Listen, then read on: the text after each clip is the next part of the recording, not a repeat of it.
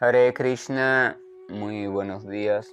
Namavam Vishnupadaya Krishna Preshaya Bhutale Srimate Bhaktivedanta Swaminiti Namine Namaste Saraswate Deve Gauravani Prasharine Nirvisesa Sumnyabadi Pashatya Andeshatarine Shayatri Krishna Chaitanya Prabhu Nityananda Sri Advaita Gadavtare Srivasadi Gaura Bhaktavrinda Hare Krishna, Krishna Krishna, Hare Hare, Hare Rama, Rama Rama, Hare Hare. Hare Krishna, reiterados, vamos a continuar con las lecturas y propuestas de reflexiones sobre algunos de los textos del siempre radiante y trascendental Srimad Bhagavatam. En el día de ayer, o sea, en el amanecer espiritual anterior, habíamos colocado a propuestas de reflexión la cuestión de la posibilidad de comenzar a pensar en el alma o la porción consciente a manera de porción de espacio, espejo en la medida que todo lo que sucede en ella o todo lo que supuestamente ella percibe es un reflejo, es a modo de reflejo, y espacio en que todo ese reflejo está sucediendo. O sea, ella también como porción de la totalidad donde sucede una interacción, una interrelación, refleja. O sea, todo sucede. Allí suceden las cuestiones que supuestamente la chispa de vida percibe, y esas cuestiones suceden por efecto reflejo.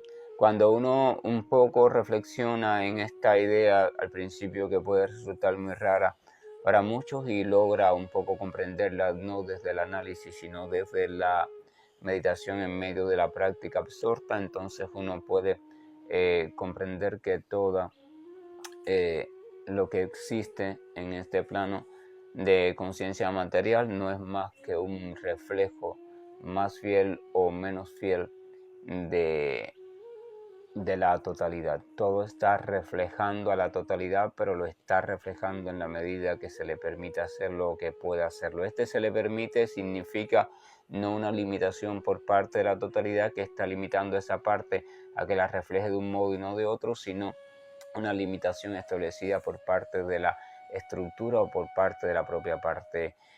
Esto de reflejar a la totalidad no significa el reflejo directamente del plano absoluto, no. La totalidad que está reflejando cada parte que habita este plano de conciencia material es la totalidad material.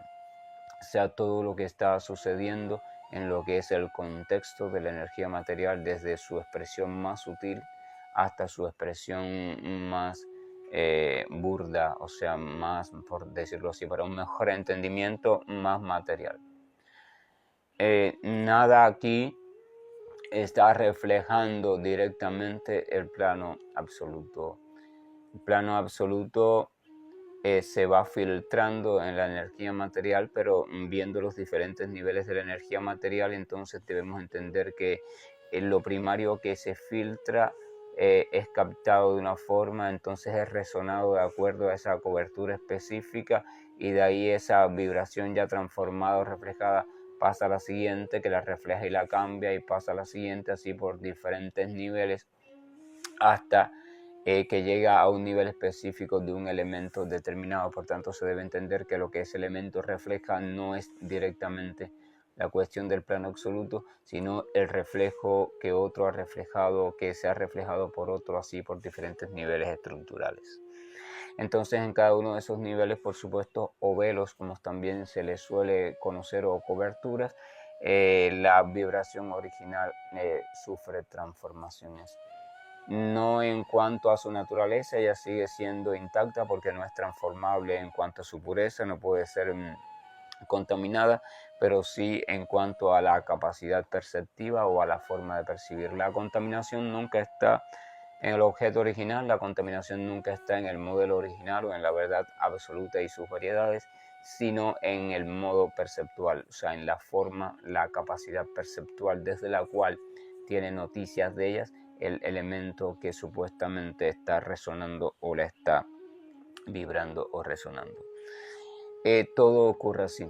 Cuando uno comprende eso y va comprendiendo eso, entonces puede desde un punto de vista no directo, pero ya un poco más lúcido, comenzar a entender de qué se trata esa cuestión de que se empieza a ver al Señor en todas partes, que se empieza a ver a la realidad absoluta en todas partes. El empezar a ver, como todo empezar, es imperfecto, porque es un empezar a ver comprendido desde el punto de vista de los reflejos. O sea, se entiende que de algún modo se le está viendo al absoluto, toda esa expresión del absoluto, en diferentes formas más o menos distorsionadas, donde ninguna es pura, nada de lo que existe en este mundo, nada que es producido por este mundo, es un reflejo puro, auténtico, no distorsionado en ningún grado del absoluto.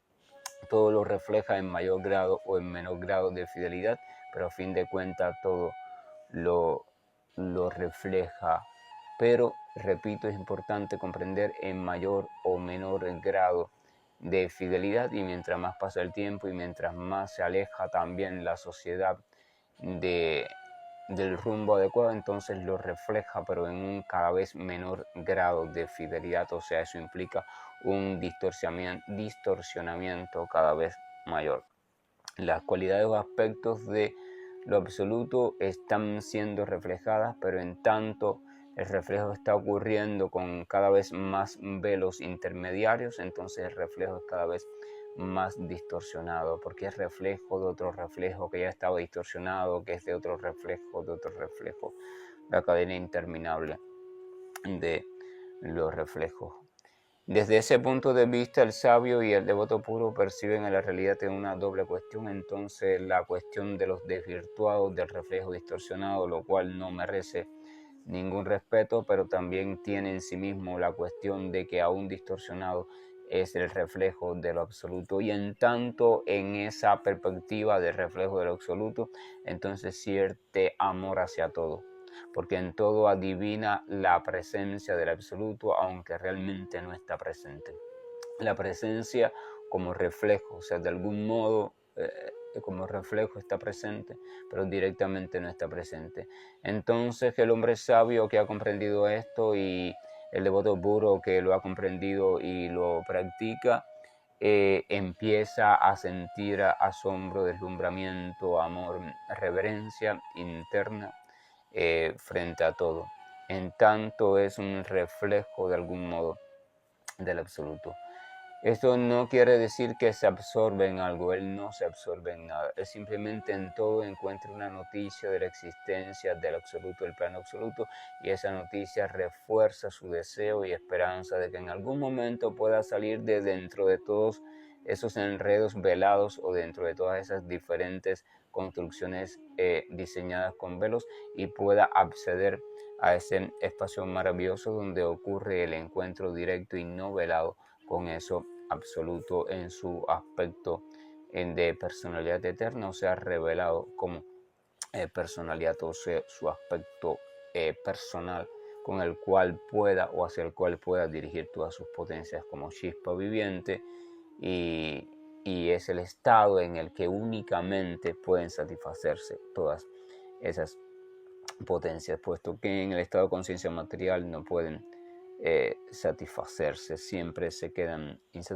insatisfechas, disculpen, a pesar de los muchos intentos que la criatura siempre está realizando por satisfacerlas.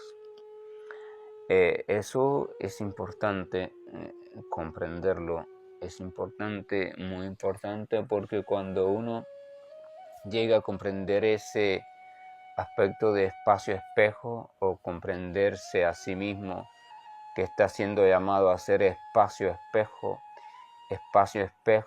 donde se refleja algunos aspectos del absoluto.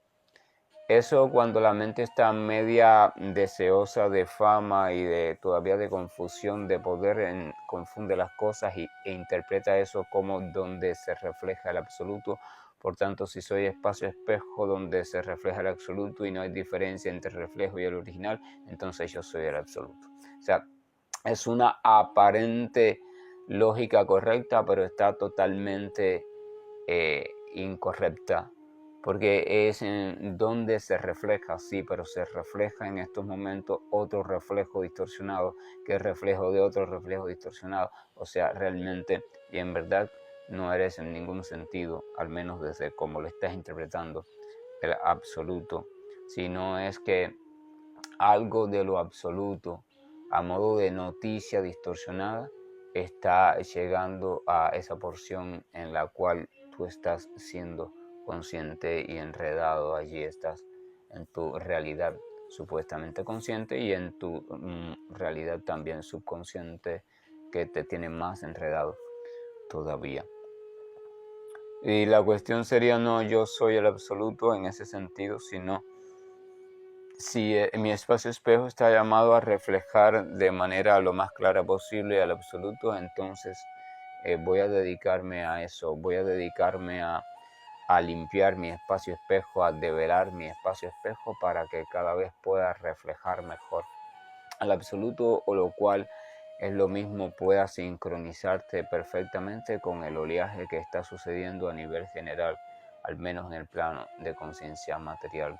El océano de conciencia material o la energía material tiene sus propias ondulaciones que responden, por supuesto, al absoluto y a los deseos del absoluto, pero dentro de ese océano de energía material está la chispa viviente, que tiene sus propios oleajes de acuerdo a sus temores, deseos, cuestiones así, son como pequeñas perturbaciones dentro del océano. Pero en el caso del ser humano no solo tiene sus propios oleajes, sino que crea sus propios oleajes, se inventa sus propios oleajes.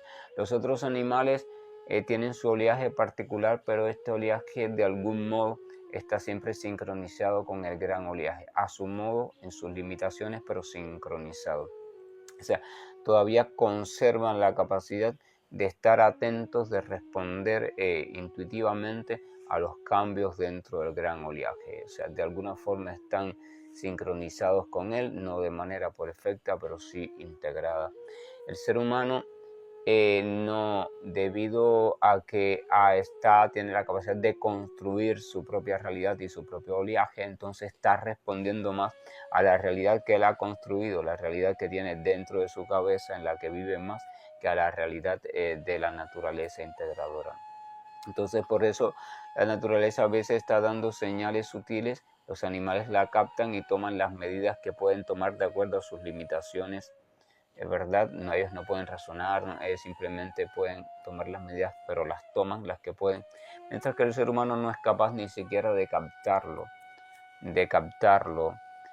Los animales, muchos animales captan las cuestiones cuando están cercanas a suceder, porque ya hay señales sutiles que ellos las reciben. Pueden percibir que la humedad cambió mínimamente, que la temperatura cambió mínimamente, que hay una vibración extraña a nivel de la Tierra, y entonces ellos lo ven como una alarma y actúan como saben actuar, huyen, se esconden, ¿verdad? Y después viene el terremoto, después viene la lluvia, después viene... Pero el ser humano está tan metido en sus propias cuestiones mentales que está creando un micro oleaje personal y está ocupado en ese oleaje, está respondiendo a ese oleaje y no al oleaje general de todo el océano. Entonces el ser humano es un agente, o está viviendo, no es que lo sea, está viviendo como un agente perturbador del ritmo o la ondulación general del océano, y por supuesto va a llegar un momento en que el océano mismo lo va a desechar, puesto que no coincide con su ondulación general, o lo que es lo mismo, el mismo se va a destruir. Entonces estamos llamados, cuando uno comprende eso, y sin entrar todavía en cuestiones, fíjense que no he mencionado cuestiones místicas, religiosas, espirituales, nada. Es simplemente una propuesta de abordaje de la comprensión de lo que es la vida, de lo que es la realidad, de lo que es este mundo, de lo que soy yo, de lo que es todo. O sea, desde esta suerte de reflexionarle como entramado de reflejos. Y desde el punto de vista científico de la vibración, todo es un reflejo. Usted habla y el otro escucha, porque las partículas que hay en el espacio de aire que hay entre esa persona y usted vibran no al mismo tiempo, porque una está más cercana del que habla que la otra, por tanto esa va a vibrar primero y esa es la que le va a transmitir la información a la otra, la vibración, quedándose con una parte de esa vibración, modificándola también de acuerdo al estado en que ella esté. Y así, entonces cuando usted escucha, lo que usted escucha no es directamente la vibración original, sino que usted está escuchando la noticia de la vibración que las partículas que hay en el aire le van haciendo llegar a usted. Después vibra los huesillos del oído, después vibra el esto, vibra, y usted escucha un resultado. ¿Qué es lo que escuchó? Le pregunto, lo que usted escuchó es el resultado que queda después de que la vibración original pasó por un número interminable de partículas que la reflejaron a modo de eco. El reflejo en el punto o desde el punto de vista de lo acústico, entonces se le llama eco, ¿verdad? Entonces hay refleja, refracta, eco. Todo es un reflejo, no hay nada en este mundo material que sea una experiencia directa. Nada, nada, nada, nada es una experiencia directa. Tener una experiencia directa implica salir del mundo de los reflejos y entrar a un espacio y donde no hayan reflejos, pero eso es otra cuestión. Pero el punto que esté entendido desde el punto de vista científico material, todo ocurre por percepción de reflejos y después la supuesta respuesta que damos o reacciones que tenemos frente a todo no es más también que un reflejo, ocurre por reflejo. Allá en lo profundo no es el corazón, sino del cerebro, hay unas respuestas preparadas, que es la misma que respondimos hace 4 décadas, y entonces allá va y empieza por reflejo esa respuesta a ser comunicada hasta que es materializada. Todo es una cadena de reflejo, todo es una cadena de transmisiones y por tanto en todo existe el peligro de la distorsión y de hecho siempre de alguna forma se distorsiona todo. Lo que percibo es reflejo, lo que supuestamente respondo o mi reacción es también reflejo. En conclusión, lo que llamamos nuestra realidad es reflejo. Eso es importante. Ahora, hay 2 cuestiones básicas. O vivo reflejando mis propios reflejos, mi propia construcción de reflejo, o me pregunto cómo podría yo comenzar a reflejar el reflejo del todo, de todo lo demás, no de mí y mis propias cosas, sino el reflejo de todos los demás, dentro de lo cual yo soy una partícula más. Esa sería el modo coherente, eso sería lo que significaría una vida individual integrada a la vida de la totalidad, y ahí entonces un poco nos integraríamos a lo que estamos llamados a ser como seres humanos. Desde el punto de vista del ser humano, como humano propiamente dicho, estamos llamados a hacer eso, a comenzar a reflejar la totalidad, permitir que la totalidad cada vez más nítida se refleje en nosotros y de alguna forma contribuir al mantenimiento de un funcionar organizado, armónico, inteligente y bello de esa totalidad. Estamos llamados a ser administradores de los reflejos de la totalidad en este mundo, para que este mundo pueda continuar siendo aquello que supuestamente debería ser. Un reflejo hermoso, organizado, coherente, donde a través del simple mirarlo y del simple vivir en él, uno pueda tener una idea clara de cómo es la cuestión en el reino de lo absoluto, y está llamado a eso. Entonces, ¿cómo contribuir a eso? ¿Cómo puedo contribuir a eso? Primero tengo que salir de mi percepción de la realidad como un reflejo de individualismo, o sea, dejar de reflejar solo lo que tiene que ver conmigo y mis propias cosas que he construido, y comenzar entonces a expandirme, a abrirme, a limpiarme, a purificarme como espejo de mí mismo. Ese mí mismo no significa de la esencia, porque nadie puede desprenderse de la esencia en cuanto es sí mismo, sino de los mí mismo construidos en base a la identificación material. Mí mismo como mujer, mí mismo como hombre, mí mismo como padre, mí mismo como hijo, mí mismo como estudiante, mí mismo como hermano, mí mismo como no sé qué, como ingeniero, como médico, como ladrón, los mí mismos. desde los mí mismos se actúa, pero no tengo que creerme esos mí mismos. Entonces, porque si no voy a reflejar a esos mí mismos, voy desde esos mí mismos que son espejos determinados con diferentes defectos, entonces van a reflejarme a mí mismo de diferentes modos. Y voy a vivir en lo que vivimos comúnmente, el mundo de los mí mismo y el mundo de cómo yo veo a las demás cosas, pero a través del filtro de mí mismo. Cuando miro una planta, la clasifico según los otros la clasificaron y me lo transmitieron, y la miro en función de mis necesidades y las miro en función de mis egoísmos, de mis deseos de aprovecharme de ella. O sea, la miro siempre en función de cuán práctica puede ser para mí, cuán útil puede ser para mí, por tanto vivo en función a eso. Sin embargo, independientemente a eso, esa planta tiene un sentido de existir. Ella no existe realmente para mí únicamente, sino que existe como parte de la maquinaria compleja. Es otra piececita más, así que tiene una función independiente a la función que yo le doy. Todo tiene una función independiente, todo tiene un sentido de existencia diferente e independiente al cual nosotros le damos desde el egoísmo. Entonces todo tiene, por decirlo así, también una doble realidad, al menos para el ser humano. La realidad en función del propio ser humano egoísta y la realidad propia que la cosa tiene en sí misma como reflejo de la totalidad. Todo está reflejando a la totalidad, absolutamente todo está reflejando a la totalidad en cierto grado de distorsión. Entonces, en mi relación con el todo y con cada parte del todo, yo puedo asumir dos perspectivas: o la relación de provecho, qué provecho me puede dar esto, y si no me da provecho lo quito, y si no lo pongo, y si no lo transformo, y la relación de simplemente acoger eso como una noticia distorsionada, pero noticia al fin sobre el todo. Trato de encontrar la esencia en esa noticia, dejo de lado la distorsión, o sea, filtro. Ese es el papel del sabio: filtrar la distorsión y encontrar cuál es la noticia fiel, encontrar qué real, qué de fidelidad en cuanto al absoluto me está transmitiendo este detalle, este elemento, esta cuestión, esta situación, qué cualidad del absoluto me está revelando, y qué de toda esa madeja es contaminación o distorsión. De eso se encarga la inteligencia, no el pensamiento, no el raciocinio, sino la inteligencia pura.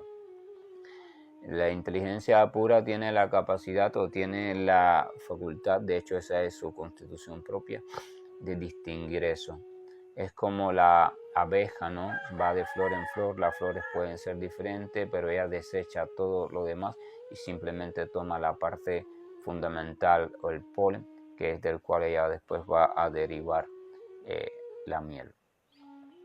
La miel va a tener sabores diferentes, matices diferentes, acideces diferentes de acuerdo al tipo de flor de donde se extrajo el polen, pero va a ser miel en sentido general. Y esa miel no se puede construir con el color de los pétalos, no se puede construir con el color de las hojas, con el sabor de las hojas, con el sabor de los pétalos.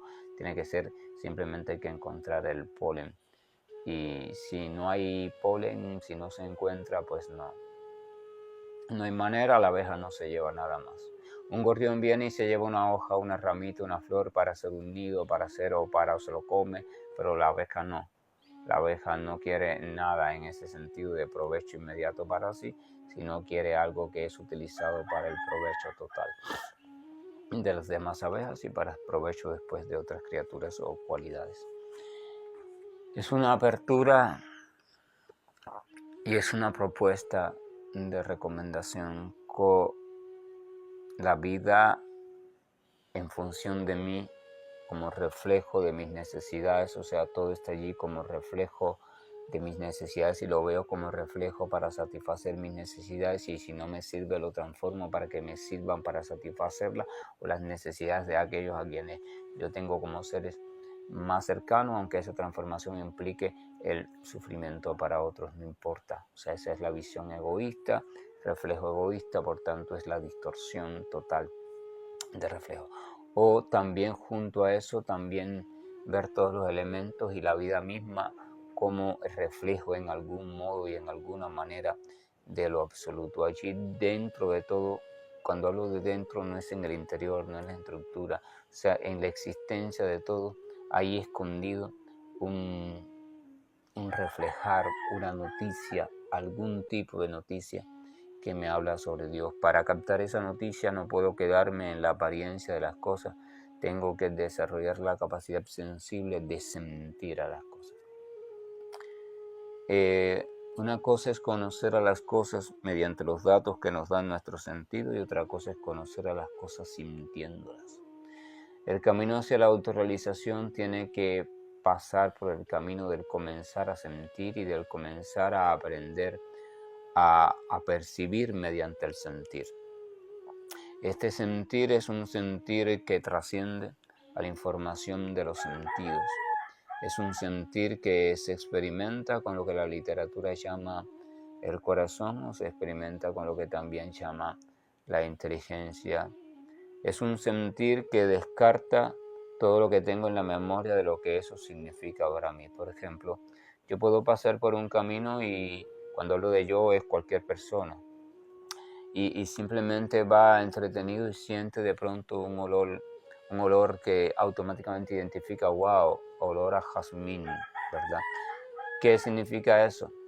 La primera respuesta que tenemos frente a todo estímulo es la respuesta que nos habla de viejas experiencias nuestras. El año pasado, el otro año, la primera vez que encontramos con ese olor, buscamos de dónde venía, ya lo identificamos, jazmín, y lo clasificamos. Por tanto, eso va a ser la primera información de respuesta que va a estar allí.